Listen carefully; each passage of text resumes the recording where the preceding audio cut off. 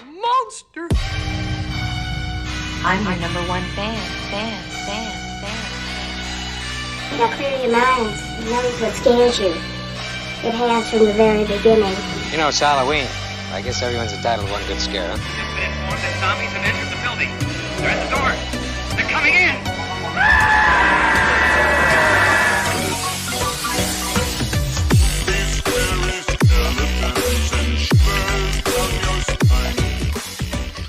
Hello, everyone, and welcome back to another episode of the Midnight Monster Corner podcast. I'm one of your hosts, Corey, and alongside me is my good pal, Tony. What's going on, Tony? What's up, buddy? How you doing? Nothing much, man. Just chilling. How you been, man? I've been good, brother. Been good. Been sitting back, kicking back, watching a lot of stuff lately. Just been cranking out some movies that have been sitting on the shelf. A lot of blind buys that I haven't watched in a while. Pop them in, give them a watch, man. Been pleasantly surprised by a couple of them. Some of them were kind of duds, but you know it happens. Oh, yeah. That always happens with blind buys. Absolutely. But you do it. You keep doing it as collectors. You just keep going out, and if a movie looks intriguing, you're gonna snag it and give it a shot, especially if it's a decent deal for one, you know. Yeah. Yeah. It's fun. It's exciting, you know. I was actually about to say that same thing, yeah. I mean, when you find a steal, you find a steal. Yeah. You know. I mean, Yeah. you know, in my case, I've been, like $2 movies here and there, you know. So, you know, at the end of the day, if it's a dud, it's not going to hurt that bad, you know. But Yeah. it's fun watching them like that, you know, going in, not looking up, you know, the Wikipedia or IMDb, just going in completely blind and seeing what you're in for. It's pretty cool. Just yeah. going off basically a title. That's it. Yeah. Yes, sir. But yeah, I man, know exactly about that. how you been, brother? How's things been? I've been good. Car's in the shop, but it looks like the car is getting fixed, and we're about to get that. So there's a little light at the end of the tunnel there. Yeah, there you So go. I'm Always excited. some money. Man, it's been a stressful week with that car, I but feel you, man. Car we're trouble. prevailing. We're prevailing. It's a pain in the ass. It always is, man. Yeah, if you folks, if you haven't noticed, Daniel's not going to be with us on this one. Hopefully, he'll make it back on the next one. So, but we are going to be continuing with the month of January, which is David Cronenberg month. And the two films we're going to be covering tonight is going to be from 1979's The Brood and The Dead Zone from 1983. Tony, are you excited about this one? Oh yeah, dude, I'm pumped. I'm ready to go. Yeah. So we're gonna talk about The Brood first, right? Yeah. Cool. So yeah, well, first initial thoughts, man. Right away, man. As soon as I popped in, I don't know how you watched your viewing or how it went for you, Corey, but I popped in the Criterion Blu-ray, and just man, I just get it just immediately. The title comes on, you know, and I wrote down in my notes like that Howard, because the composer was Howard Shore. He did the score for this movie, and as soon as you go, that score hits you, and it's like, oh man, just you know you're in for a treat. You know, it's such a. I've come to the conclusion that The Brood is one of my favorite Cronenberg movies. I absolutely love this movie. I think it's phenomenal. The acting is just top notch. It's fantastic. Um, Especially by Oliver Reed. Oliver Reed's so intense, and with everything he does, he always brings an intensity, and he's just it's almost intimidating, especially in this role with his character. He's really, really intimidating, and he's just kind of like, I don't know, and he kind of uses it to his advantage too with his I guess we can get into that too when we talk about the plot, but with his intense, just I don't even know how to explain it. He's a really, really intense dude. You can tell he's just an intense dude in real life. And it's probably not even acting for him. He's just he's just himself. Mhm. But I love this movie, man. Have a blast with it. Love revisiting it. Um, What about you, Bud? I mean, what do you think about it? Well, my viewing, I wasn't as lucky as watching it on the Criterion because I don't own that. I believe I own the MGM DVD. If I'm not mistaken, it's MGM. Um, I I, I don't know who else put it out. Maybe Anchor Bay. I'm not sure. But I really love this film. This is one of my favorite Cronenberg films, and honestly, I hadn't watched this movie in a long time. And we were gonna sit down and we were gonna do the review, and it's really got me going. I wanted to watch it, so I was like, yeah, this is gonna be a fun one to watch. And I just honestly forgot how fun this film was and just how good this film was actually. Yeah. I mean, truly, truly was, and it boils down to as simple as the acting. Really, Yeah. I think the acting, in my opinion, like you said, just I think it's really what makes this movie. I mean, granted, you've got your crazy sci-fi, normal Cronenberg weirdness of this film, but yet, the storyline's cool, but the acting is what really made this film pop, I think. Yeah, absolutely. And it's a good build up to the the Cronenberg body horror, what you're used to. It's a great build up to it. Um, Hmm. the movie just flies by, and you just like I said, I know we mentioned this a lot, but you just get invested in the characters and the plot, and it just flies by, and you have a great time watching it. But I guess I can do the quick plot. A man tries to uncover an unconventional psychologist therapy techniques on his institutionalized wife amidst a series of brutal murders.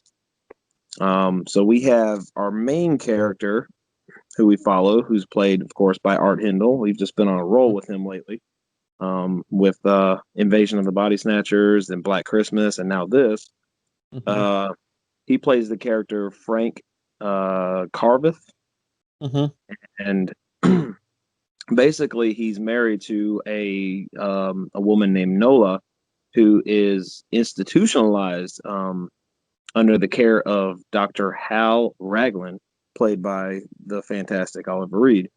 But his methods are a little unorthodox. He basically, I wouldn't even know how to describe it. He kind of, I don't he kind of takes the place of his patient's parents in a way, and he Yeah, he kind of almost like, he almost does like a reverse psychology on these people.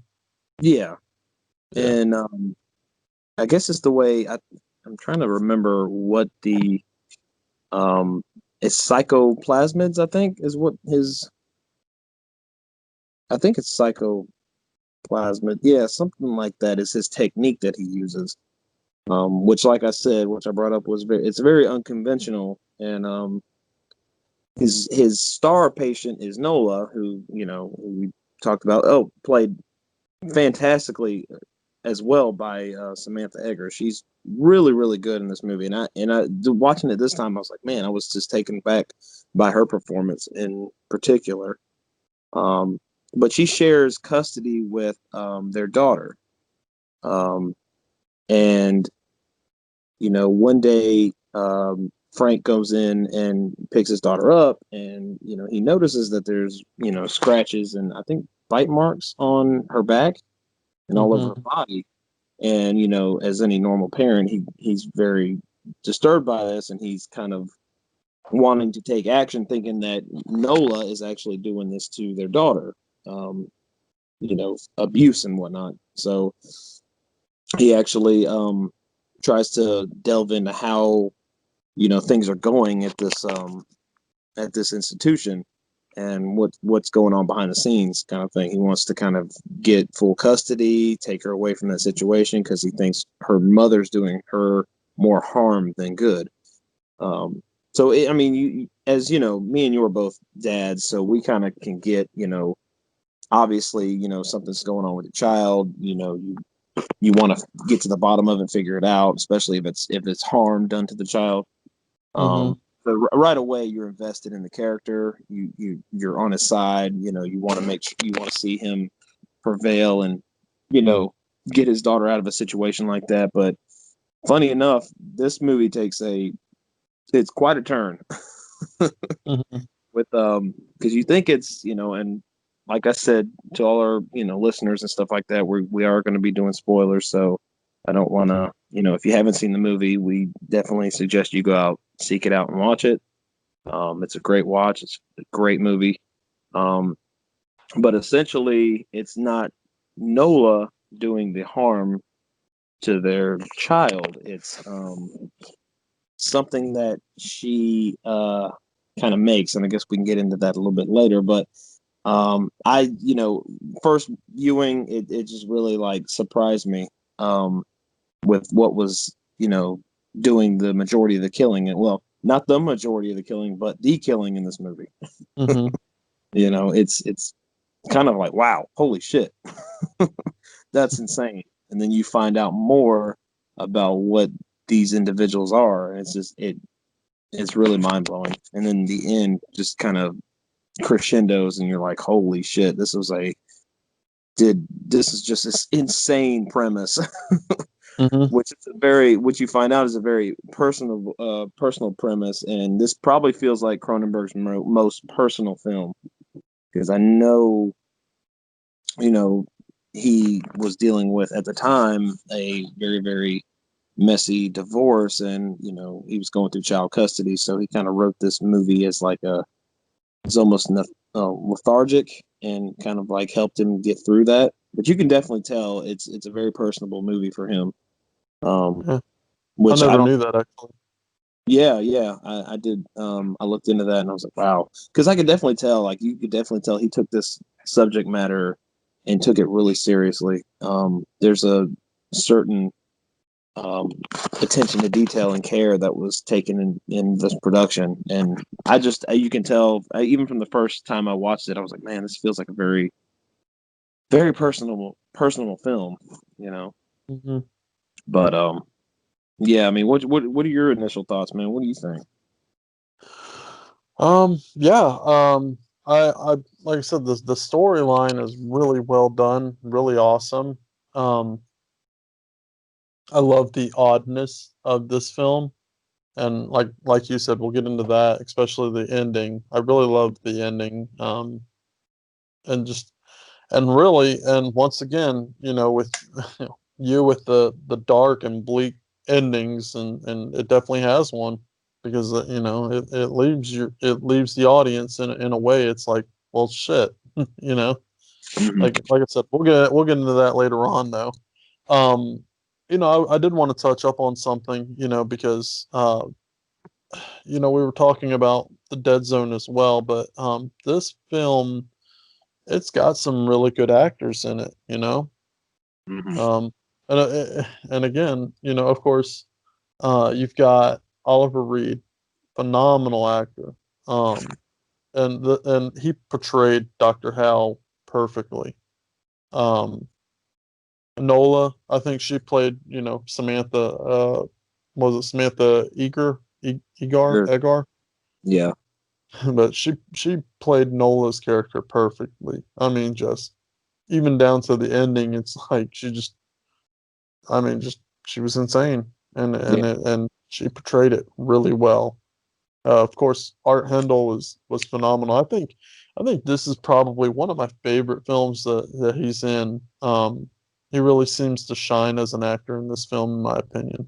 Yeah. Well, he Um, definitely gets more screen time too, which is well, cool. It's good to see him not actually get. not just that, you can kind of see that he's a very charismatic father and husband, and Yeah. Uh-huh. um, just he really played the role well. I really love how he played his character. Yeah. You believe how devoted of a father he is. I mean, it's very natural, and Hmm. he does just whatever he can to make sure that his daughter is okay, and she's not put in a situation where harm can be done to her. He kind of, there's certain times where he has to, rely on some help from his in-laws, which is kind of really when the story kicks off, and when the shit hits the fan. Because we find out that Nola is a you know, she's very just she is intense as well, but she has a lot of rage and anger built up, and the way she was raised, and she has it toward her parents, and she's a very jealous person as well.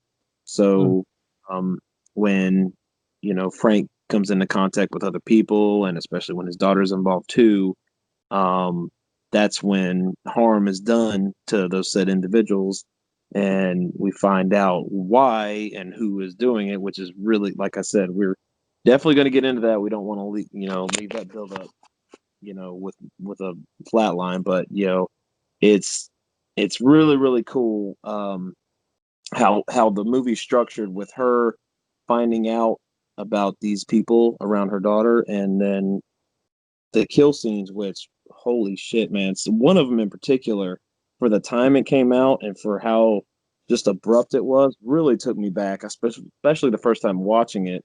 When I saw it years ago, I did not see that coming.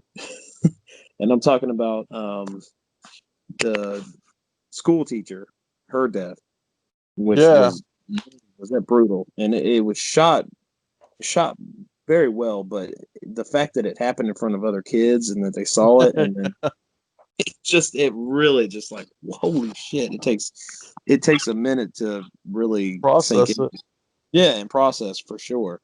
Well, Because you just don't see that. yeah, and well, the thing is if you watch the scene, and you watch I was focusing on the children's faces when that Mhm. scene was going down, and it was almost like it wasn't explained to them because they had sheer terror and fear in their face, and confusion. I noticed there was a couple of them that were really confused, like, what is happening right now? Yeah, absolutely. I almost wonder if they didn't explain that to the children just to get an actual reaction, but that would really fuck some children. It really would, man, and they definitely look like it was make an impact on them, because like you Mhm. said, it's almost like they weren't told what exactly was going to happen, and their reaction and their look of just shock is just really genuine. Yeah. Doesn't look like it's acting at all. It just looks genuine. So, but basically, we have these, um, well, they don't really have they're just like giant fetus kids that that dress up like the other kids, so they kind of blend in, and they don't, we find out through, well, I don't want to get too far ahead, but um basically, Frank kind of enlists his mother-in-law to watch their daughter, or watch his daughter, and you find out that Nola and her mom don't have the best relationship, and that they pretty much kept their daughter away from her for a long time. So it was almost like a build up to when she actually got to watch their daughter. She was really appreciative and glad that she had the opportunity. She was looking forward to it. But Nola kind of finds out, and basically the cool thing about it is when she gets angry, the kids, the killer kids, get angry. So they have that connection with her, and when she lashes out, they lash out on the individual that she's upset with, and they Mhm. end up killing this individual. So first one is her mom, which the kids come in and just completely just annihilate her in the kitchen, and that's another really really iconic kill scene. Which there's two in this movie that are just that, when you watch like clips of like iconic and just shocking, kill scenes, these two pop up. You see them. So Mhm. they attack her, and I don't know if you know this, bud, but I noticed it in this viewing. But there was a J&B Scotch bottle on the. I I did. Did okay, yeah, Yeah, I because I did know notice that. me and you watch a lot of giallos, so that's like a trope. You I see that a was I lot. I noticed that and I thought of you actually instantly. Yeah. I know I have But a no, keen eye for that kind of stuff now. speaking of her and booze, did you see how much this grandmother was like drinking as Oh, well? Yeah, She you was could like, definitely. I'm so glad you finally let me see my granddaughter. Would you like a scotch? It's She's, like, well, I'm trusting you to watch my daughter. Oh, you want another drink? she's just getting plastered. But yeah, I did notice that she definitely had the makings of an alcoholic, or she probably some, you know, she's got some alcoholic tendencies, that's for sure. But yeah, I did notice Definitely. that. I don't know why I didn't pay attention to that before, but yeah, she was pounding them. And then there was a one, in particular moment when, the daughter was drinking and she finished her drink. She's like, I think we both need a refill. That's when Yeah. she went into Yeah, that's when she went into the kitchen and then was attacked and eventually killed. Um, just noticed that. I'm like, damn, whatever you could do to get in there, get yourself a refill. Uh, but I mean, it's not hard. You have one child. I've got three. It's yeah, tough. it's not like she watched her before. This is like the first time she actually got a chance to do it. So she needs some liquid courage, I guess.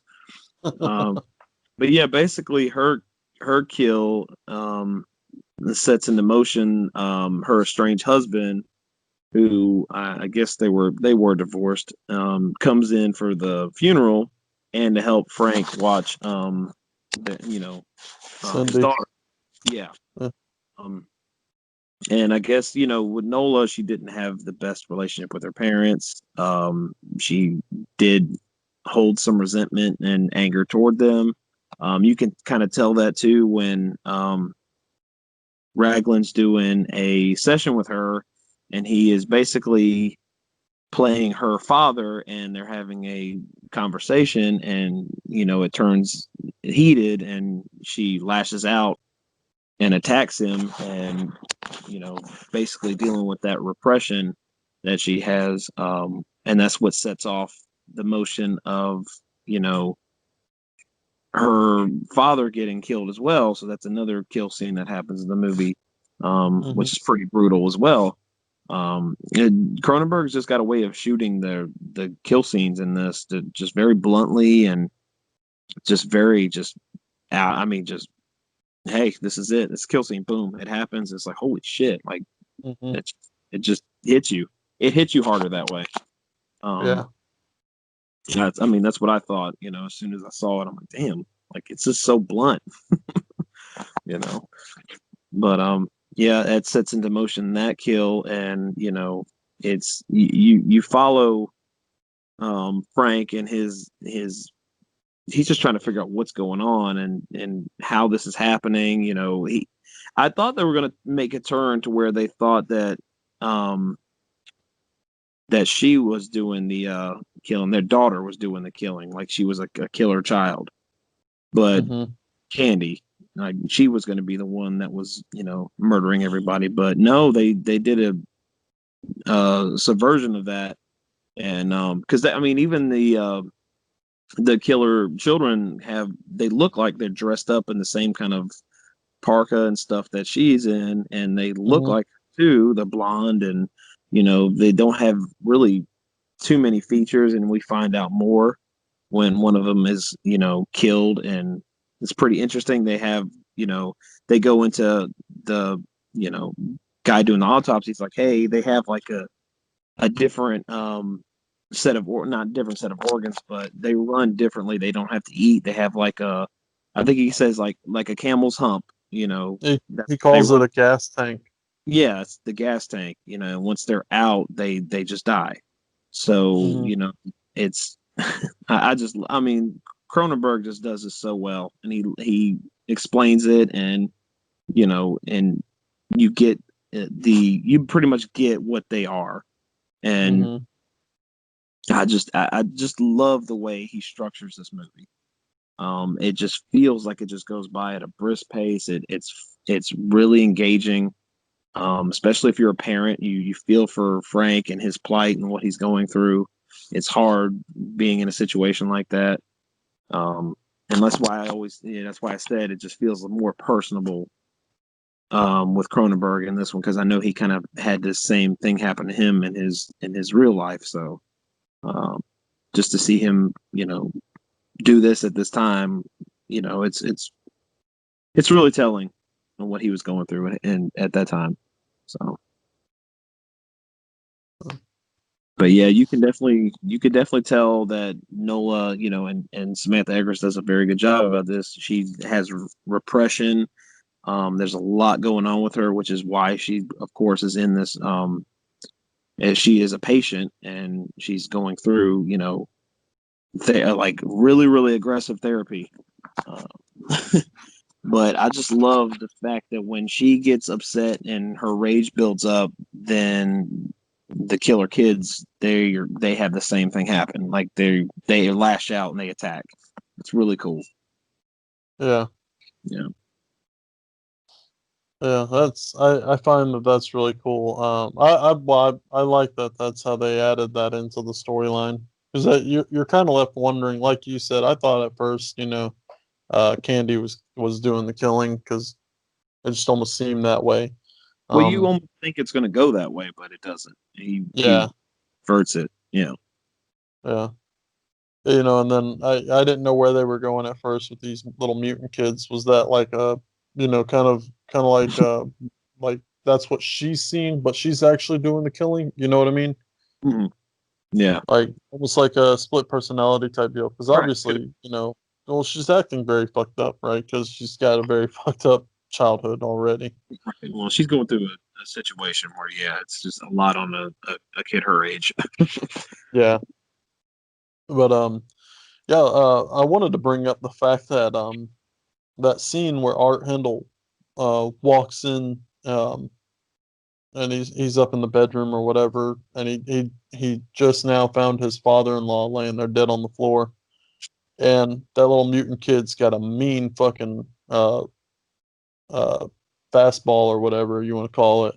That fucking crystal ball almost like went through Art Hindle's head. Yeah, and it pegged the wall and put a hole in the wall. Yeah. It was crazy. I was like, holy shit. That was pretty cool. But Um, yeah, basically too. There, I mean, I forgot to mention this, but there's a little subplot where Frank is talking with another patient, well, an ex-patient of Raglan that used to be in his intensive therapy sessions. His psychoplasmic session, and he basically has, I think, an aggressive form of cancer, and he's trying to sue. I think he's trying to sue him, and blame the technique on his cancer. And kind of you follow Frank, and he's kind of trying to build up a case against Raglan because he basically wants to shut this man. He thinks he's a hack, and he wants to shut him down and just put an end to, because you could tell Art Hindle's character, he's just very passive with the whole thing. He doesn't really believe, the technique. He doesn't believe that it's working. He thinks it's all like a smoke show. He thinks mhm, it's a joke, and so and that plus he wants full custody of his child. So he's kind of building up a case against him mhm, to kind of take the court so he can get that full custody. So it's really cool that they add that little subplot in there too. Just to, you can kind of gravitate more toward his character and know that, hey, if you were a parent in this situation, you would be doing everything you can to keep your child out of harm's way and get full custody as well. So I like that he added that little touch too, because the movie, of course, touches on themes of parenthood, divorce, and child custody, and a little bit of mental illness as well is in there. You can kind of get mhm. that as well. Those are the big themes in this movie. And that was all big around the time period too. Mm. 70s and 80s, a lot of people were getting divorces and, you know, fighting for custody and stuff like that. So, Yeah. yeah, I could see that. Um, that gentleman that you were talking about, um, Jan Hartog, I think that's his name, Hartog. In the film, that's his character name. Um, but it's Robert Sullivan or Mm. Silverman, excuse me, Robert Silverman. I always called him Comb Over Guy because I never knew his fucking name until now. He's in a lot of Cronenberg films Yeah. because Yeah. he's in Scanners and obviously this movie he was in. Was he in Shivers? Or No, he was in Rabid. I pointed him out in Rabid. Yeah, he was in Rabid. Yeah. Yeah. And then I didn't know this, but Cindy Hines, the one that plays Candy, Mhm. she's also in the Dead Zone as well. Oh, really? I did not know that. Yeah. So it's kind of funny that we're covering the Dead Zone as well. They tie in together. There you go. Yeah. There's a common denominator. Honestly, there was a scene that I actually felt uncomfortable watching, and maybe it's just me, but I know I wouldn't want my daughter being on screen shirtless. Yeah, yeah, Given that age, that blew my mind that that was happening. I was like, holy shit! I'm surprised that they shot that way. yeah. Me too. I You mean, know. yeah, absolutely. I did get a little, yeah, uneasy about that. Yeah, but the time Yeah. period, I don't know. I feel you though, buddy. I feel you. I know exactly what you Yeah. meant. I thought that's what you were gonna say. Yeah, I was quite uncomfortable with that, but I mean that was honestly the only issue that I have with this film. But you were asking me earlier if what all I loved about it, and that's I truly love everything about this other than that. Yeah, I even love the fact that in reality, like Art, you feel sorry for Art really because he's got this wife that she's going through a tough time and he doesn't know really. I mean, he's handling it the best he can, yeah, and then he's got this teacher that's really nice, and it almost seems like he's gonna start talking to her, mm, and maybe in a naive sense he would talk to her, you know what I mean? But yeah, obviously she's like, your life's way too fucking complicated, and yeah. then the brutal Basically, massacre tell them. happens. Yeah, because you could tell there was budding romance starting to form with those two characters, and I think that's what kicked into the jealousy from Nola because she kind of finds out. She calls, and you know, it's funny enough.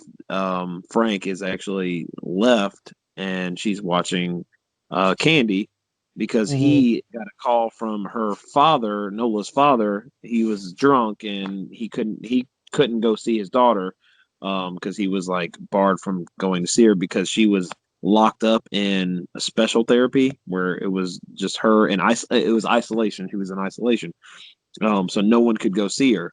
Um, per Raglan's orders, like nobody could go over there and actually talk to her and confront her. Um, so he's drunk and he's saying, we got to go over there together. He's telling Frank like we have to go over there so we can go see her and get her out of there and get her out of Raglan's clutches and whatnot. Almost like she's being held hostage or something. Um, and he's like, "All right, well, I'm gonna come pick you up because you're drunk, and I don't want you to do anything stupid." Um, so he leaves her to watch Candy, and that's when Nola, I don't know, she calls and wants to talk to him, but gets in touch with the teacher. So I guess in her mind, automatically she assumes that something's going on there Hmm. with Frank and the teacher. So it builds into her. It's really her rage and jealousy that kicks off these physical manifestations of the brood, which are the mutant kids. That spoiler are actually being birthed almost by her. At the end you see it and it's like holy shit, that's crazy, and that's Cronenberg body horror for you.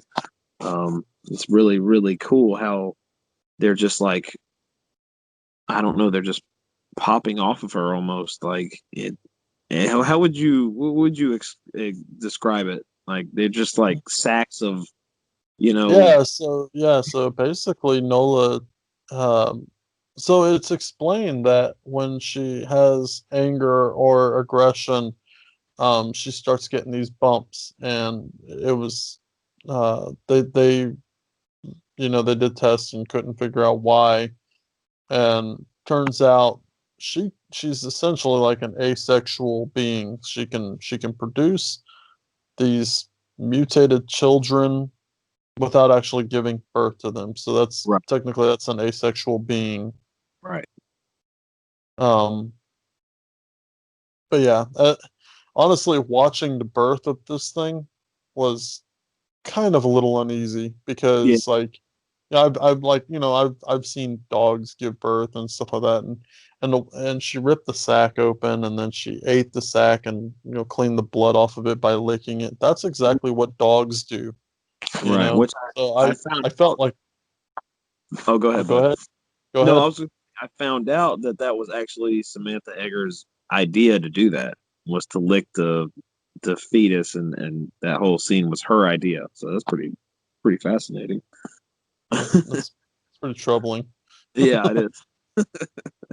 But it was so cool visually to see. Like, I don't know, it made sense, for her Yeah, character and what she was and stuff like that. It made sense. So that was a good little stylistic, decision on her part. yeah, yeah. I mean, it definitely added something. I didn't Yeah. know that she was the one that kind of came up with that. That's pretty cool. Uh, Yeah, I read that on like I said, of course, the trivia. We do the kind of look up to see trivia and stuff like that. And I just thought that was pretty neat. yeah. But basically, like, they're formed from her, you know, that was all jealousy. So, whatever, it almost seems like whatever threatens her family, she wants her family. That's what she wants. At the end of the day, she wants her husband and her daughter, and she wants her family. And her mother and father threatened that. That's why they were, killed. The teacher threatened that. That's why she was killed. So whatever threatens her family and her happiness with being a family is going to be pretty much taken out by the brood. Um, Hmm. which at the end you find out, it's cool because they set up Raglan to be the villain.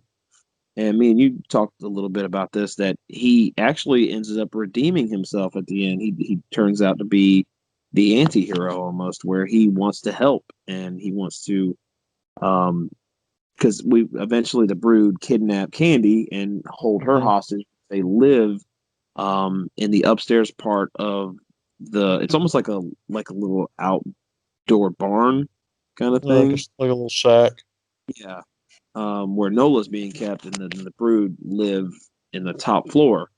And they Hmm. pretty much kidnapped Candy, and Frank and Raglan devise a plan where if Frank goes in there and calms Nola down and talks to her, then Raglan can go in there, pick up Candy, and get her out of there without her getting harmed. Um, so he basically redeems himself. He's almost like a mad scientist that just wants to. He's so fixated on his goal and doing what or seeing it through, that he doesn't think about other people that are affected by it. And at the end of the movie, he kind of has you know he kind of redeems himself, and he wants to help, and he wants to you know fix the situation that he kind of and he kind of started with his techniques that he was using. Hmm. So it doesn't really work out for him at the end, but he does try to do some good and help the situation. So he turns into almost an anti-hero, which I love that they subverted that as well. You think this man in the beginning, how he's built up, is going to be the ultimate baddie, the big villain, Hmm. but at the end of the movie, he ends up trying to redeem himself and try to, correct the situation. So, because at the end of the day, he has the child's best interest at heart too, because it is a Yeah. child. No one wants to see a child get harmed. He was worried about that. Everybody was. So he wanted to help out as best he could. Yeah. So man, this movie is. I absolutely love it. Like, I'm not even joking. It's one of my favorite Cronenberg films. It's right up there for me. I just Yeah. enjoy the hell out of it every time I watch it. And I've watched this movie probably about 4 or 5 times now. And I just can't get enough of it. Yeah, this was honestly about like a third watch for me, and back to what you were saying. Yeah, I really love the fact that Hal kind of redeemed himself in the end. Um, I like you said, very simplistic hero type. Um, It almost seemed that way. Almost like he snapped out of it. Like he was, okay, I'm creating a monster here, and I'm the one to blame for all this. You know, all this death and everything. And I guess it finally hit him. And so that's pretty cool. And then just the acting on top of it. Like, so Art Handel has to act to his wife on. He's like, I do love you, and everything. Well, I guess he wasn't acting at that point. It wasn't until she opened up her shirt and showed him all her little baby sacks everywhere, Yeah. you know, and then started ripping it open. And then she's like, "You're repulsed by me," and he's like, he couldn't hide it. And that's Yeah, that's when the brood, aka the creatures, started, just kind of, getting stirred up and attacking. Yeah, yeah, yeah. I love how they fucking brutally mauled Hal, though. they did too, man. They were all over his ass. And then he died for no reason. That's what I love that. He literally died for no reason because he was like, "Run, get out of here." And they all attacked him. No one was fixated on Candy. And so she could have easily made an escape. What does she do? Oh, She just fucking backs up slowly, like, they built that up too, where she becomes kind of frozen in terror, and she really doesn't know what to do. She's like, she is so shocked that she can't move. And they did yeah, that a couple of times to where they built that up for her character, where she was completely traumatized, and which is, I mean, the whole situation was completely traumatic to this young child to see everything that she did witness, and man, it's just brutal. Really is brutal. Um, yeah, except for the scene, which I noticed, and I thought that was pretty interesting, when the teacher gets killed, the brood kind of lock her in like a closet, so she doesn't really get to see it. So I guess they were trying to kind of shield her from the violence and the horror that was gonna go on, which I thought was hmm pretty neat. I thought that's pretty cool. I was like, oh, that's a nice little touch. You know, they don't want to yeah, see, they want her to see what they're about to do to to her teacher. So I was like, oh, that's pretty interesting. They just kind yeah, of shield her away, and then after they do the deed and do what they do, they end up kidnapping her. So it's like, huh, that's pretty fascinating. But yeah, the Nola's body reveal is just so grotesque, man. Ugh, it yeah, sticks with you. yeah. And I we was shout I out was I the was special effects repulsed. artists too. Yeah, the special effects artist too. It does it. It's such a reveal that it's almost like it builds up to repulse you Hmm and make you feel uneasy, and it's done phenomenally because it works. Yeah. Because I'll never forget the first time I saw it. I was like, whoa, man, like holy shit, like that is it hits you. It's that hmm impact. Yeah, it was definitely a good one. Yeah, it's a good one. And then the very end, Frank gets Candy out of there. They drive away. All is well. She's safe. But then you notice on her arm, there's a growth. And that's where I was talking about with you with the almost like dark endings, or I guess like the point of uh it's just happening again, so it's just fucking dark and bleak because it's just gonna happen again. Yeah, it's very, very bleak. Yeah. So I mean that's why I said that's right up your alley with that ending because Oh yeah, uh, I love my bleak, dark endings and like really dour endings and shit. I love that. So I got a mhm, kick out of that. I loved it. You could tell it's just gonna happen again. He's gonna have to go through it again, and it's just like really like it's almost like tragic. mhm. Really, it's just passed down, hereditary. It's you Yeah, know, because I mean he could I understood why he took out his wife like the way he did, yeah. but in reality, he's going to be really put to the test. Could he handle it and do it with his daughter? Nah, I You don't think know, so. I wonder if I wonder if there was ever a thought of it being a sequel in a sense, because he really left it off to where he could, even in this day and age, there could potentially be a sequel made. Mhm. Just all the characters are older. She's now an adult. Yeah, And is she popping out little fucked up creatures off her stomach?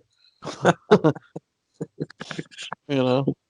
No, dude, I didn't even think about that, but you're right. They could absolutely do a sequel to the story with her Hmm. being older, him of course being older, and just to see that actually happen would be something. I mean, Cronenberg's still alive right now. Yeah, but he's kind That of would taken be, a turn away from horror. He hasn't really done a horror film in a long time, which is sad. yeah.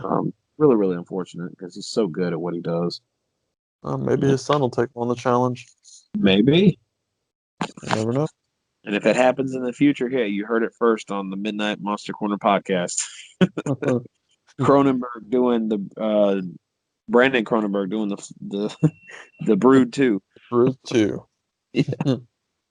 Candy's Return. Candy's Return. Call Oh, it jeez. Candy's Brood or something like that. Huh? You can call it like Candy's Brood or something like that. Oh, man, that's cool. Yeah. Oh yeah. See it now. Art, if you're listening, make this happen. Yeah, absolutely. Absolutely. We want to see more Brood. That would be cool. Yeah, it would be cool. I'm not opposed to it. At least it's not um, a remake. yeah, just don't do a remake because that would be Yeah. awful. There has been a couple remakes and adaptations, right? No, there hasn't. No, I'm thinking of our next movie. I'm sorry. Yeah, oh yeah. And of course the rabbit's been remade and who knows, man. Yeah, It's really possible. which to that I that's a good remake. I enjoyed it. Yeah. I still have to see it. I still want to check it out. It's fun. It was a good Yeah. one. I If like it's how got it had a different twist. body horror, I want to see it. Oh I yeah, want to check. it definitely has body horror. I want to check it out. All right, man. Well, you want to jump into the Dead Zone? Let's do it. Let's jump into it. Straight into it. Straight into it. All right. I guess I'll go over a quick plot. So this is David Cronenberg's Dead Zone from 1983. Um, and it is featuring a young Christopher Walken. It has Brooke Adams in it. She also starred in Invasion of the Body Snatchers. Um, and a couple other uh, uh, what a cast that you recognize. It actually has a pretty decent cast. All star Um, cast. Good yeah, actors in here. Martin Sheen. Yeah. I mean, the list continues really. But yeah, I'll jump straight into the storyline. So basically, you have a young man by the name of Johnny, and he's obviously very in love with Sarah. They're both teachers. Um, and Johnny and Sarah, they go on a date, and they show up at the house, and Sarah obviously begs him to, stay with her. He's like, I'm gonna hit the road, and he ends up hitting the road a little too hard. He gets into a bad car accident, and then next thing you know, he's waking up 5 years later out of a coma. At this point, Sarah has now remarried, stuff like that. So obviously, there's uh, a love story here that's very sad, Mm-hmm. um, and abrupt. Upon him waking up, he realizes that he has um, almost like a psychic ability in a sense.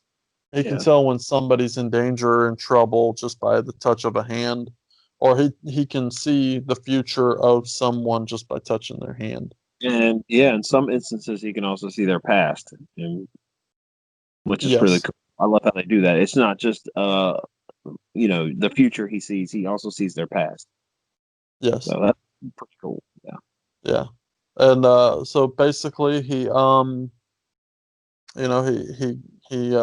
helps a few people. I don't want to go into too much detail right away, but he helps a few people out because he sees something in their future and stuff like that. His doctor, I don't think, believes him at first, and then he touches his doctor's hand and tells him that his mom's still alive. And he calls, and sure enough, he finds his mom after thinking that she's been dead for so many years.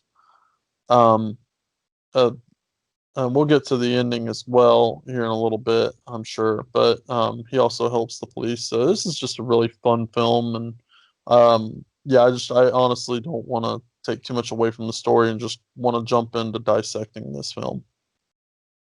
So first thoughts with you, Tony. What you think? Well, this was cool, man, because this is actually the first time I've actually watched this movie. Same for me. This was a first time watch for me too. First time watch for the podcast.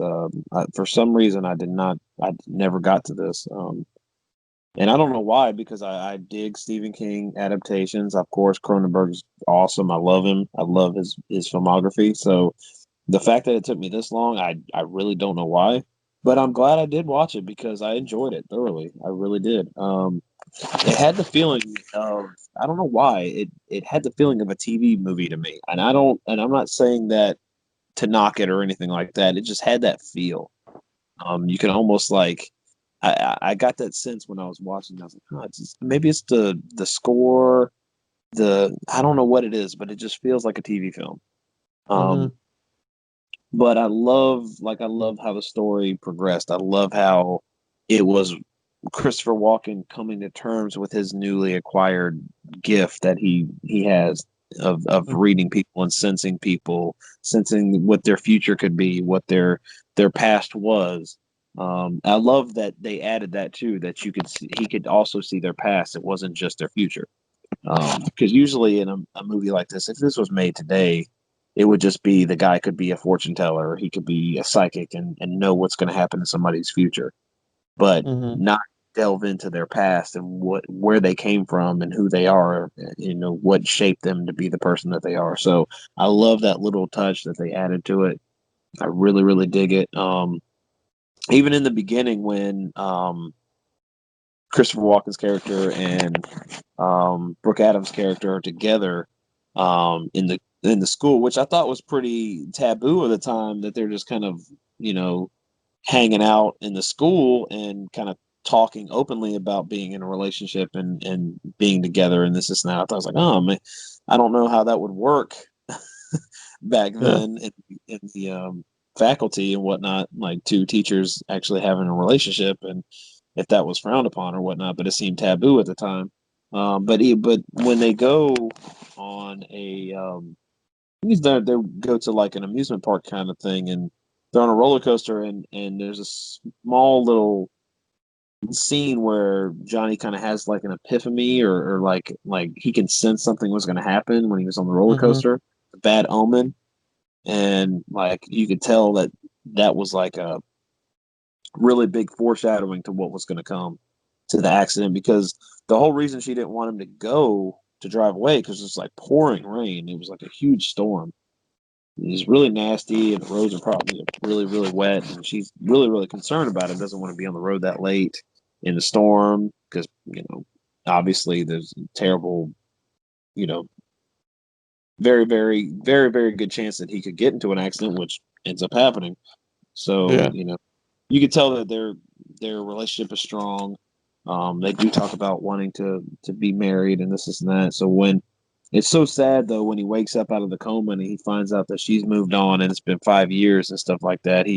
Christopher Walken has a way with his acting of just like his emotions are just, you feel for his character. And just Yeah. it's really, really tragic. There goes that word again. It's the common word for me in with these two movies is a lot of tragedy. Um, Yeah. so you feel for his character, your heart goes out for him because he lost everything, and he doesn't even realize it because it's just like the next day for him because he's been in a coma. Of course, he doesn't realize what all's happened, Yeah. and it's just I mean, really abrupt for him. So I can't imagine like just waking up 5 years later, and all of a sudden the love of your life is married and she has a kid, you know? child, yes, and then his whole life was just, or not his whole life, but 5 years of his life just gone, and Yeah. for him, it doesn't feel like it because it just feels like the next day. Like his parents are older now, stuff like Yeah, that. and I mean his parents. I mean, you got to feel for them too, having your son in a coma for 5 years and not saying, hey, we need to put him out of his misery and just let him go, kind of thing, and pull the plug, kind of, that kind of creeps into it too. But they didn't. They held strong. They they had a belief that he would come out of it and he would be okay. And he did come out of it, but he he came out of it with something special, and the Hmm. gift of reading people. So I mean, Christopher Walken's accent's the best, dude. I love his Walkenisms or whatever you call it, whatever people call it. Just the way he delivers lines and stuff like that. It's very him, but it's always amusing. Even when he's trying to be straight and do a more dramatic and serious role, it just comes off sometimes with the way he does it. It's just funny. I don't know. Well, But this was a very different role for me. Seeing him in, because I honestly, like I said, I've never seen this film. I didn't know anything about this film really, and to see Christopher Walken acting seriously, I mean, with like, I mean, honestly, I thought I would never see a film where Christopher Walken was essentially trying to assassinate someone, you know, and yeah, here he is in this film doing that. I mean, that's a very serious role. yeah, I honestly always pictured Christopher Walken, and I guess it's just the early years of SNL and stuff like that, where I've seen him on SNL and you know, and there's just different films that he's been in. It's been more of a comical role, yeah. you know. So this was neat seeing, the different side of him, all the way down to just the, walking with a limp and stuff. That was really Yeah. cool how he did Oh, that.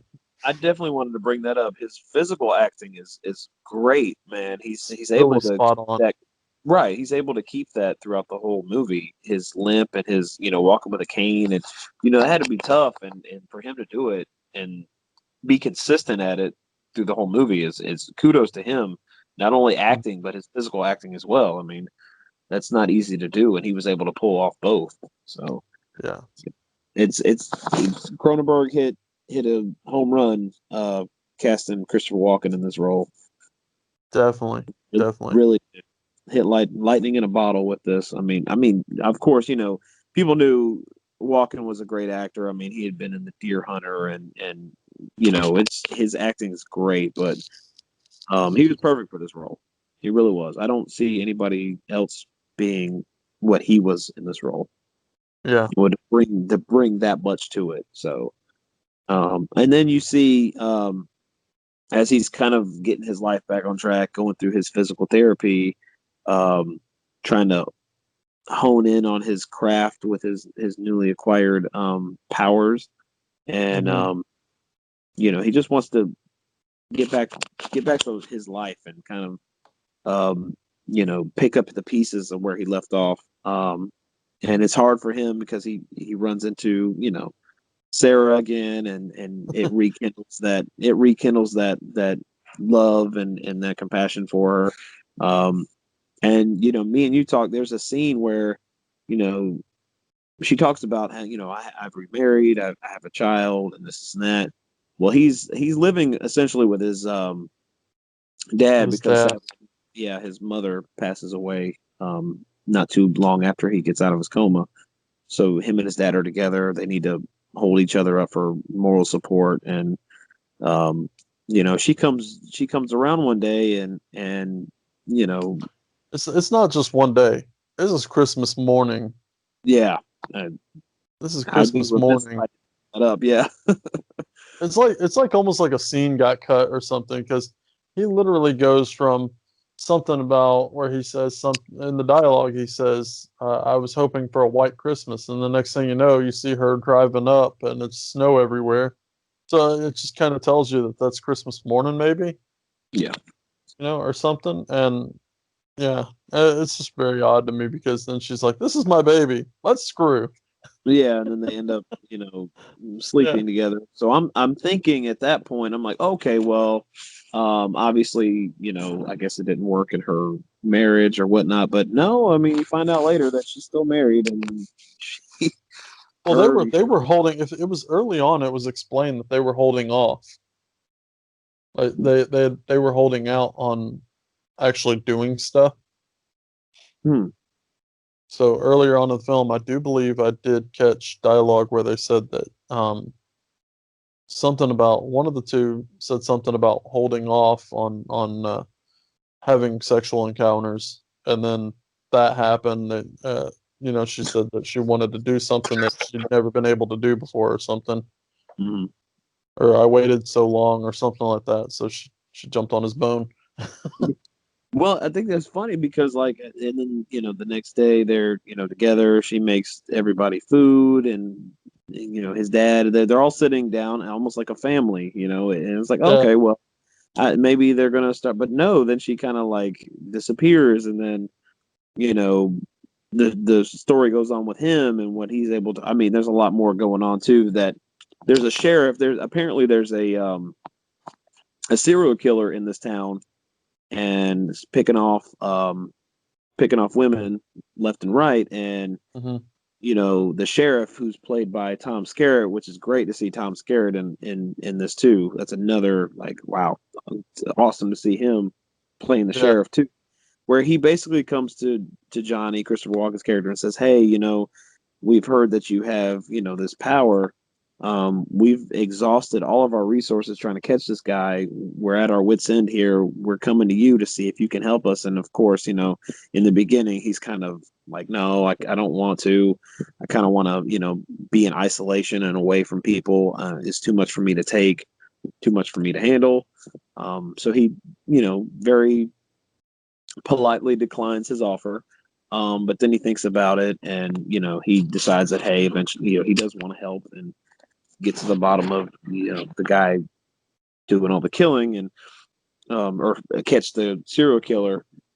So he kind of jumps in and helps with the investigation, and we find out, like I said, spoilers here, people. If you haven't seen the movie, please do. We don't want to spoil everything without people going in watching it for the first time, because like I said, first time watch for me in this particular instance was really, really enjoyable. I didn't know where everything was going. I didn't have any preconceived notions of what was going to happen. So to watch it like that was great. I enjoyed it. Um, but we find out that he does help, and he, there's a victim, which is a really neat scene in like this. It's almost like a patio where this body is, and it's like he it's like a gazebo. gazebo, yeah, like a really, Yeah, really, or like really huge gazebo, like it's massive. But hmm it's a really cool shot. I mean, it's in the snow, and it's just really, really neat.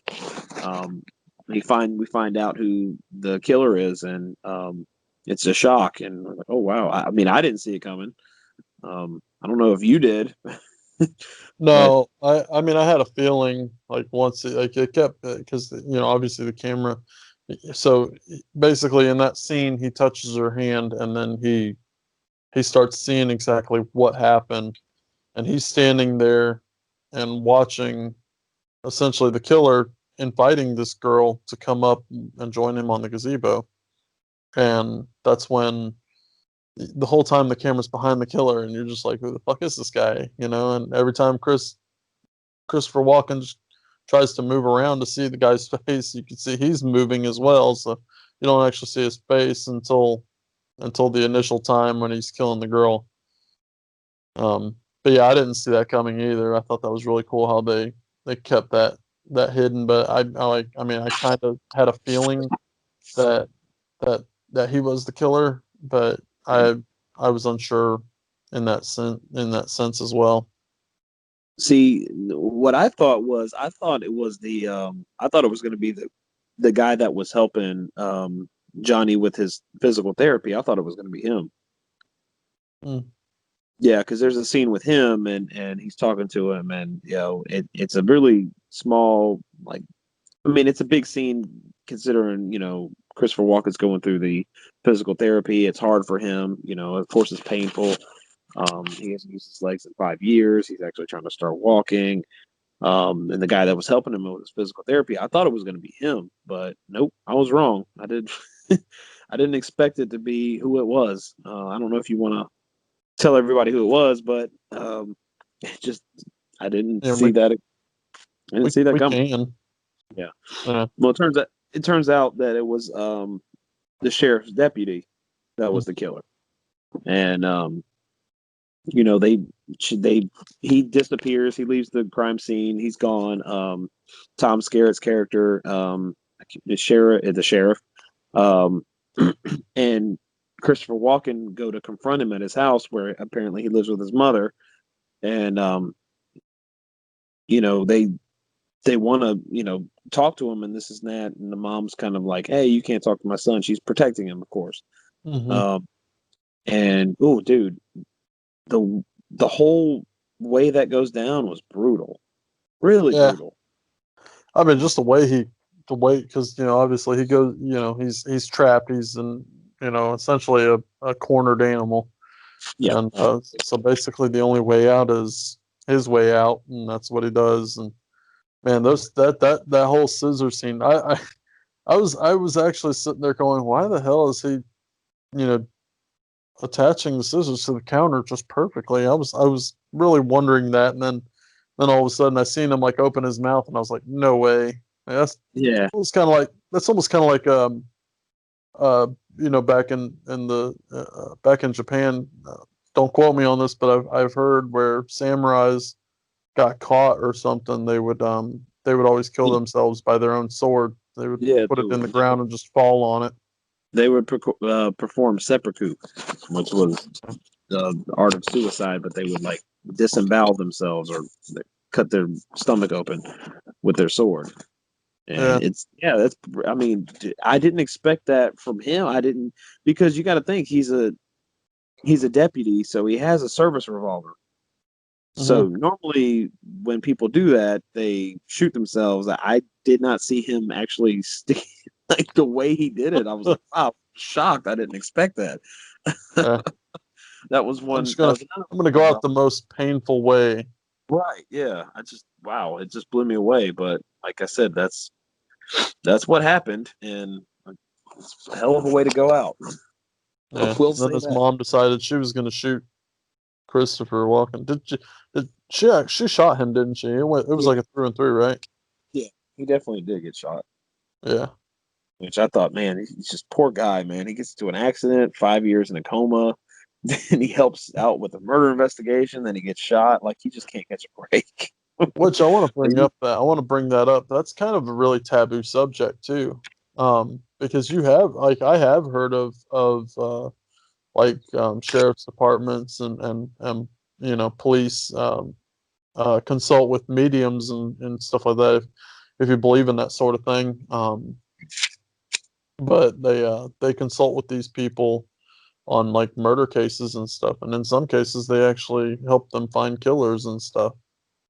Yeah, I have heard of that before, so I thought that was very cool. And again, like I said, for that time period, it's kind of taboo, but it's very interesting. very, very interesting. I was kind of curious. I was kind of wondering why, you know, he when he touches somebody, he gets a premonition.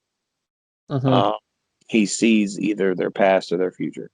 But he touches, like he has physical contact with Sarah, her son, and even his father, but they never show a scene where he sees their future or anything.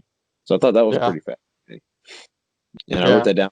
That's curious. Like I know when he touches somebody, he sees, and even when his mom was on her deathbed, like, and he was like, I think he was there's a, he's holding her hand. I wonder if he saw. I mean, it never shows that he saw anything, but he was holding her or touching her. So I don't yeah. know. I was Could have been. wondering that too in that scene. Yeah. Um, but yeah, I was wondering that too. Well, I mean, it's never been suggested, but perhaps he only sees what could happen that's bad to a person.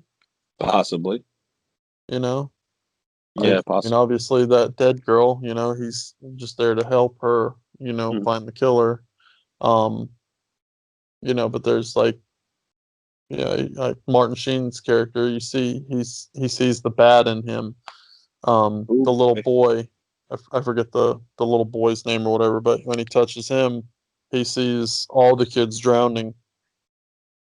You know, Yeah. Yeah, he sees all the kids. He sees the premonition of I think this is like a ice hockey team that hmm that ends up getting into a car accident and drowning in a lake. So yeah, he. Oh well, we'll get into. So Johnny's actually, after everything goes on and he helps the investigation out with the serial killer, he gets back into teaching, but he becomes a Mhm. private tutor because he wants to stay at home and be isolated from the world. He doesn't want to be around people, to touch them, to use his power, because throughout the movie you see, like, every time he uses his power, it kind of sucks the life out of him Yeah, and it's killing him slowly. kills him slowly. So even to the point where his doctor comes back and says, "Hey, you need to come back to the clinic with me. We need to, kind of run tests on you and see." But he kind of does it in a way where he doesn't really tell him in that way. He doesn't really want him to Mhm. know, because then he's going to revert back and say, "Hey, I'm not going. I don't want to be a guinea pig. I don't want to, I don't want to live the rest of my life like that." So he's like, "No, I would rather be in isolation, away from people, um, by myself, to myself, so I don't have to use my powers." Mhm. Um, but this man comes in, and asks for his help. His son's a very recluse, young man. He doesn't really. He's very private, and he doesn't have a lot of friends, and doesn't like to talk to people. So he basically enlists Johnny to help get his son out of his shell, essentially. Mhm. And you know, at first, when he accepts the job, he goes and meets the boy. The boy is very standoffish with him, doesn't really trust him. Um, but eventually, they build it up to where, him and Johnny have a good relationship, and they end up trusting each other, and they end up becoming good friends. Um, but I guess his father is, I don't know it. I think he's like a political advisor, um, because the movie gets political at this point. It starts to become a little bit more political. We follow a candidate who's running for Senate, played by Well, Michael Sheen. I don't think he's a political advisor. I think honestly, just Martin Sheen just wants his money, to run the campaign. Yeah, that could possibly be it. Because Yeah. I mean, obviously this guy's loaded. He's riding around in the back of uh, a really nice car and stuff. So Yeah. the guy's loaded with money, and Martin Sheen's. It almost seems like Martin Sheen's there for his money, trying to win Mhm. him over. Get him behind his back and help fund the election. Yeah, I could definitely see that. I could definitely see that. Um, yeah, because he even makes a point to say, "Hey, this, he's very friendly with them. They seem to be on good terms." But then, when he's talking to Johnny's character, he's like, "We don't need this guy in office. He's a cancer. He's a problem, and this is that." And even Johnny's character is like, "Well, I thought you guys were really, really friendly. You seem like you were, good friends." And he's like, "Well, you have to choose your battles in politics. You have to, be nice to some people when it benefits you, and this is that." And he goes into that. So obviously, you kind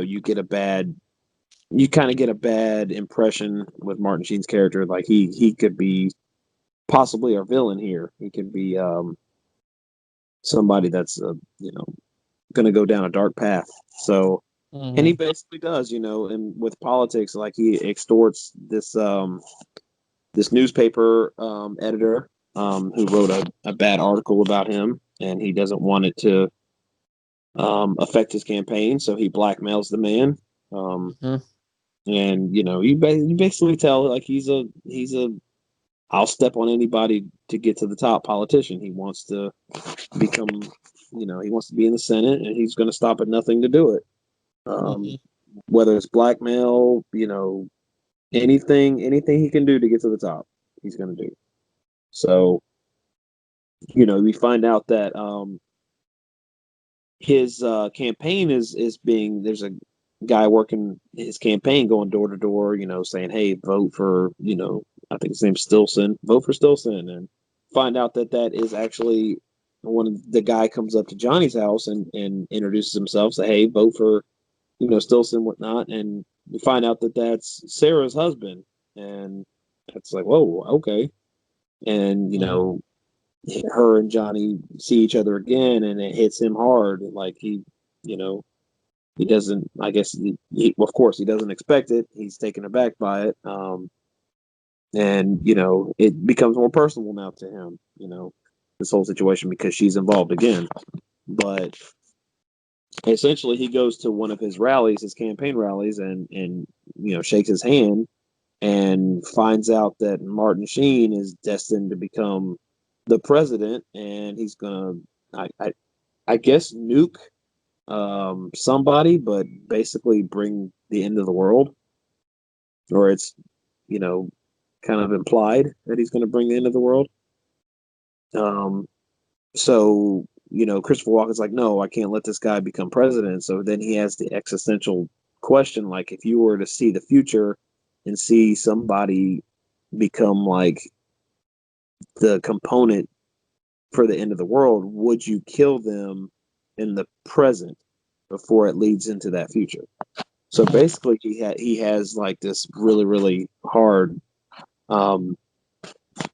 decision he has to make, like whether he should save the world by killing Martin Sheen's character, or whether he should let this happen and play out the way it's supposed to play out. So it's really, really, really like it's tough on him, and you can tell with the way Christopher Walken plays it. He's really having an existential crisis on his hands, where he's thinking of the morality of it, whether he owes it to his fellow man to take this action to kill him, so he doesn't lead into the future that he's going to lead into. It's really a struggle for him, and it's made even more personal with the fact that Sarah is involved too.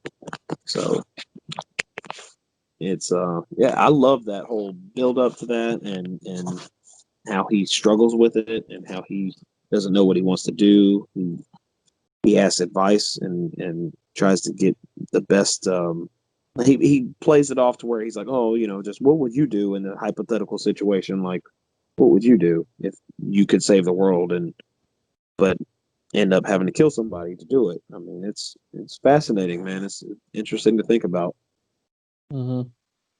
But I mean, eventually he makes a decision, and yeah. What do you think about that, Corey? The decision that he's making, Huh? What? where he I'm sorry. What? where he feels like he has to assassinate Martin Sheen's character. Yeah. So I mean, obviously, so he feels that he's been given a gift, obviously to change lives, right? Mm-hmm. And at this point, he sees the future of Martin Sheen and what Martin Sheen's planning on doing, or I guess what he's going to do when he becomes president. And it almost seems like no one is happy with the decision that he makes in the premonition. Mm-hmm.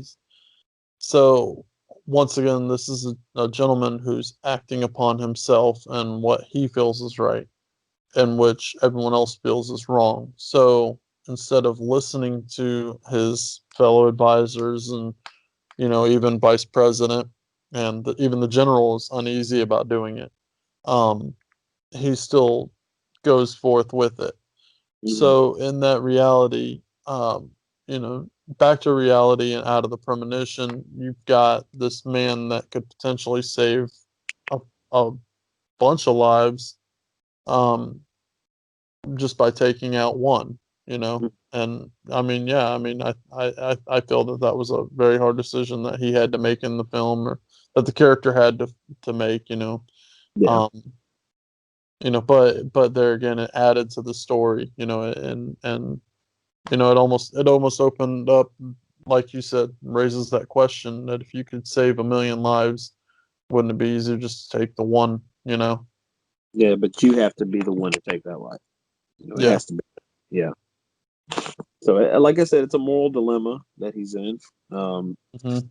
He has to, like I said, make the decision quick because Martin Sheen is on the fast track to become the president. There's really no time for debate. Like, he's well on his way to becoming the president. So he feels like he has to make the decision, and he has to make it now, and he eventually does. But the ironic thing of the whole thing is the way it plays out. He ends up missing Martin Sheen's character with the shot, and I thought this was brilliant too. Martin Sheen grabs Sarah's baby to kind of shield himself from the bullets, and that turns out to be more damaging than anything because the newspaper runs that he, is a coward, that he used a child as a shield, and it effectively ends his political career. And he's of course depressed and drinking heavily, and he pretty much takes his own life as a result. And it's just, like I said, and then the ending, of course, Christopher Walken gets gunned down. It's really tragic the whole story is really, really tragic.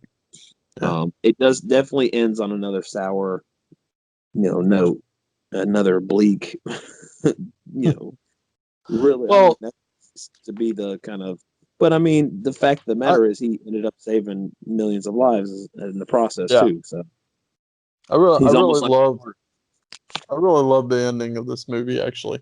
So he's up on the balcony. He sees Sarah and the baby there, and it's almost like he gets sidetracked or something, and he misses, or they see him, and he what is it? I think he just shoots frantically, and misses, and that's when Martin Sheen holds up the baby, and he's like, "You're not gonna get me," and then Martin Sheen's stooge just opens fire on Johnny, which Johnny falls over the balcony, lands. That had to have really hurt, by the way.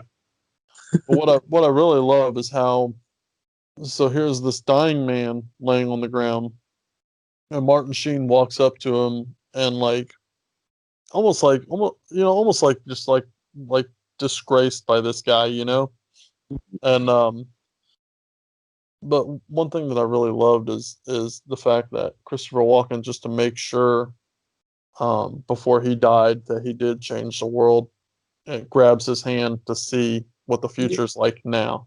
That's when you And that's see, and that's when you see, obviously Martin Sheen's character very depressed, drunk, and then you just obviously see him blow his brains out. Um, the cool thing about that is it's just like afterwards he looks at Martin Sheen, almost like he showed Martin Sheen the future, and he's like, "You're finished." yeah. Like, that's great. Yeah, I think he even says that, like, you're done or you're Yeah. finished. Yeah. Yeah, he says that to him. You're finished, and then after that, he I guess Martin Sheen's character like walks up to his stooge or whatever, and his stooge is like, "I've got nothing to do with you," and walks away. Yeah. I thought that was very cool. Yeah. But And then you have, also the other part to that ending that I really loved was when Sarah walks up as Christopher Walken is dying. They're holding each other, and she finally tells him that she loves him. I thought that was really, really sad, but everything comes around. overall, huh? Yeah, I know. I was going to say, I'm glad you said it because that's exactly what I was going to get into was the fact that she came over, she made her peace. She told him, how she felt about him. Yeah. Was able to, pass knowing that and understanding it. So it was really fitting. It's just his whole life was tragic, man. It really was. He he ended up getting into a car accident and then gets this amazing power and using it, but being at the almost always at the wrong place at the wrong time. Not really, because like I said, he wanted to do good, he wanted to help, but the situations where he was helping was, dangerous for him. And given a power like that, you're going to find out, and especially when the movie became more political, that something like that could happen, and that you're almost going to become a martyr, and without even everybody knowing it, because no one knew that Martin Sheen would bring about the end of the world. No one knew that, but he knew that, so that's why he had to do what he had to do.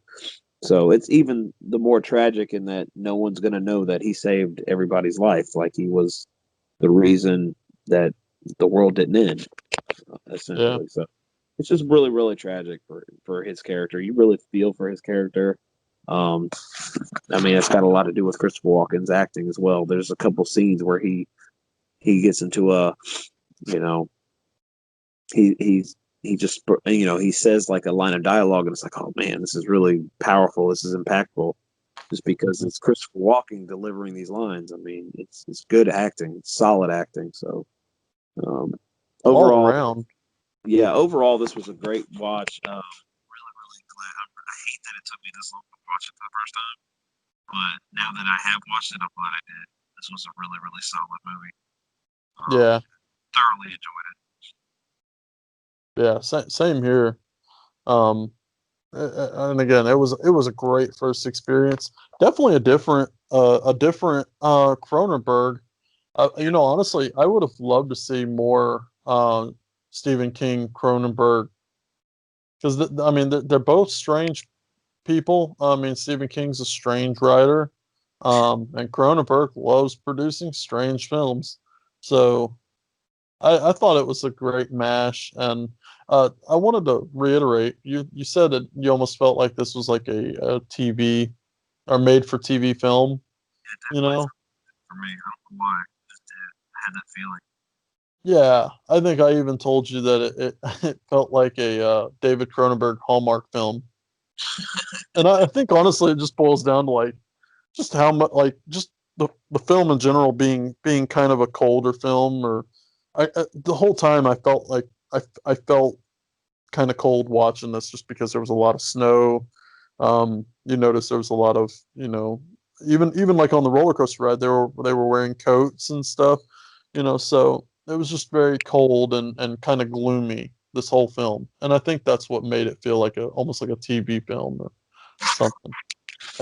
And to your point earlier, we were talking, there's no nudity in this movie. So, and that's kind of, there's usually nudity in Cronenberg films. But in this case, there wasn't. So that might have played on making it feel like a TV movie. I think it's got something to do with the score as well. There's just a lot of different factors that make it feel like that for me. But I definitely got that feeling when I was watching it. Yeah. Oh, also, one of the things I wanted to bring up. So a couple of dialogues or just some of the quotes to the film. So I noticed that Christopher Walken actually quotes Sleepy Hollow several times in the film. Like, Oh, yeah, glad you brought that up. I'm yeah, glad you he brought he actually quotes it like three times throughout the film, and I heard it and I was like, no way. I thought that was very cool because years later, obviously, he starred in Sleepy Hollow, so I thought that was pretty funny. But my favorite line in the whole film is they're sitting at the dinner table and they're all eating or whatever and Christopher Walken's dad, Johnny's dad, um he's like feels good having a family around this table again. And then he was like, so what did you guys do while I was gone? And Christopher Walken's character goes, we were building shelves. Dad could read between the lines. He knew something was going on. He even gave him a look. Yeah, he gave him a look right when that scene cut. I was like, you can't fool dad. Deep down inside, that dad is going, my son still got it.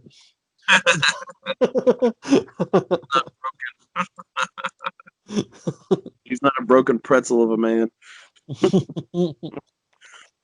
He can't use his legs hardly, but by God. Oh shit, dude. But yeah, I did notice that he gave him that look like, oh man, I know what you guys are doing. That's funny. Yeah, Yeah. it's a great movie though, man. I enjoyed it. I had fun with it. Yeah, I had a fun one. Honestly, so this is kind of hitting home. So back in I think middle school when we had to do like book reports over the summer, I did the Dead Zone, and then I was excited because they were coming out with I think it was like a mini TV series or maybe it was I think it was on HBO or something, but it was a made for TV film. Um, And I just remember like after reading the book going, wow, this is actually a cool book. And then watching the movie on TV and completely hating that. I didn't care for that. Yeah, I Um, never saw it. and then I and heard then about it. I watched this one and I'm like, I love this movie. It it, It's it, it felt like it followed the book pretty well. mhm. Well, that's one thing I didn't do was read the book.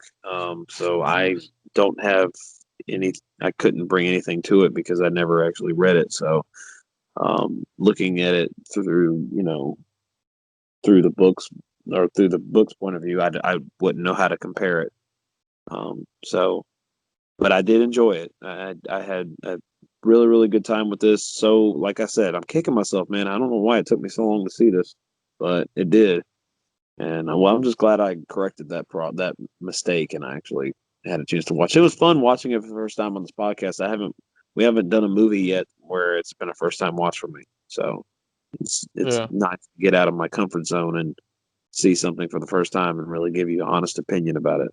But I mean, that just not that because I mean, watching for the first time, you just don't know. You don't know whether you're going to like it or not. I mean, I had an idea I would enjoy it because, of course, it's a Cronenberg film. But um, you know, with the movies that we've covered, we've seen them so many times. We're just like gushing over them and just everything positive, positive, positive, and sometimes there's negatives and you don't you bring them up, but with this one I didn't know what we were getting into. I kind of vaguely knew a little bit about the plot and I said, okay, this sounds really interesting.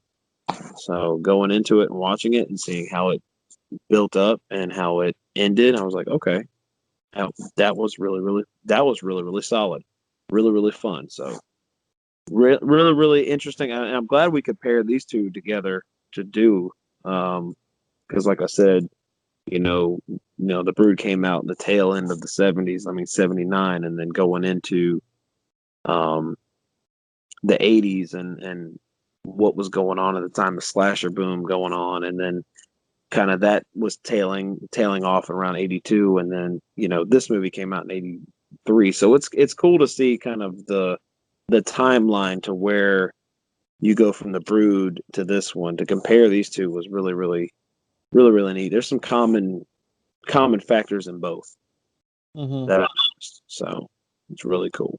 I enjoyed it, man. This was really, really a lot of fun covering these two. Yeah, this was a great one. Yeah. Definitely. Well, with that, you about ready to land this plane? Yeah, definitely. All right. Well, folks, you've been listening to the Midnight Monster Corner podcast, and we appreciate that you've hung in this long with us. I believe next week we will be covering scanners and Videodrome. Yep. So that's gonna be two fun ones there. I can't wait to dive into scanners. It's gonna be a great one. Yeah, it's gonna be that's gonna be a phenomenal show. That's gonna be a fun one, definitely. Yeah.